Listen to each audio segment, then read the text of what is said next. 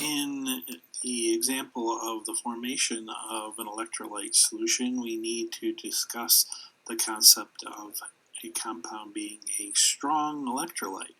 And so in this particular case, we refer to the concept of strong as the complete dissociation or breaking apart of the ions when one dissolves the compound in solution. So, for example, when we take sodium chloride as a solid and dissolve it in water, there are no interactions, direct interactions between the sodium ions and the chloride ions in the aqueous solution because these ions are surrounded by water molecules. So they are well separated and become quite mobile. So in this case, then, we have the parentheses AQ after the formula for the ions, indicating that they are independent ions in solution. If we were to take another strong electrolyte, such as hydrogen chloride, and react that with water in aqueous solution, in fact, what happens is the hydrogen ion and the chloride ion become separated from one another, and the hydrogen ion becomes strongly attracted to the water molecules, forming the so-called hydronium ion, H3O+. This is a relatively stable species that then is also surrounded by water molecules and well separated from the chloride ion, which is also surrounded by water molecules. The crucial concept is that if we were to take an electrolyte solution and place two pieces of metal down into that solution that have been attached to a power source, such as a battery, these solutions would allow the conduction of an electric current. Charge would move from one of the pieces of metal in the solution to the other, and this would then be able to light a light bulb. So this is then a really good example of a solution where the ionic compound dissolves and forms the conducting solution, which we refer to as the electrolyte. In contrast to a strong electrolyte that is completely dissociated, we also can have compounds which are not completely dissociated or are known as weak electrolytes.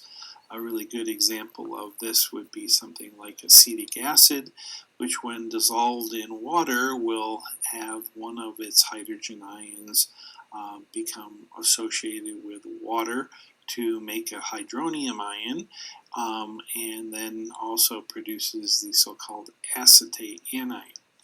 However, this reaction is not really well represented by a single-headed arrow from left to right because the reverse reaction, in fact, can occur as well. And so, in fact, when this occurs, we have what we refer to as an equilibrium, where we have both some of the reactants and some of the products that are present in the solution. And this is known as a weak electrolyte solution. If you were to take a weak electrolyte solution and place the two pieces of metal that have been attached to a battery down into that solution, the flow of electricity from one of the pieces of metal to the other will be minimal because there are not as many ions present in this weak electrolyte solution as there was for sodium chloride. So the light bulb might light up, but certainly not be as bright as it was for the strong electrolyte solution. As a final example, we have the ability of molecular compounds to dissolve in water. However, molecular compounds tend to not conduct electricity at all and are known as non-electrolytes. So a good example of this is if we were to dissolve cane sugar, sucrose, in water, you end up with exactly the same formula in solution as you do in the solid state, and there are no ions present because it's neither an acid nor a base nor an ionic compound. So, as a result, molecular compounds that are dissolved in water do not conduct electricity and again are known as non-electrolytes.